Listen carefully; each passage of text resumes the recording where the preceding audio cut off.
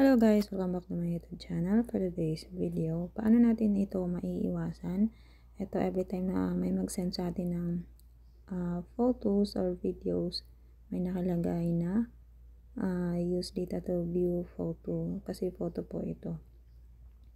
So, ayan, kailangan muna natin siyang pindutin and ayan, lalabas na po. And paano natin siya maiiwasan or gusto natin yung kapag may mag-send sa atin is diretso na natin makita yung picture, hindi na natin kailangan magpindot-pindot. Okay? So, ayan, may nag-send pa sa akin. So, ayan, hindi ko siya mapindot. Nag-send siya pero kailangan mo nang pindutin.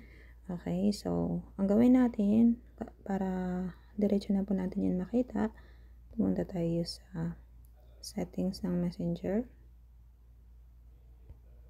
Ayan, basta pumunta kayo sa settings ng inyong Messenger and hanapin natin yung free features. Ito.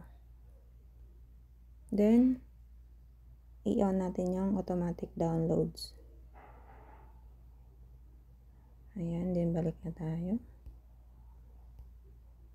So, ito yung kanina. Refresh lang natin. Refresh.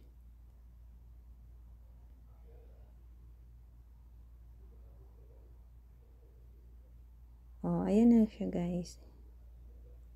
Hindi na natin kailangan na pindutin para makita yung send. So, ayan lang. Thank you for watching and don't forget to like, share, and subscribe. Bye-bye. I feel like I'm losing my mind.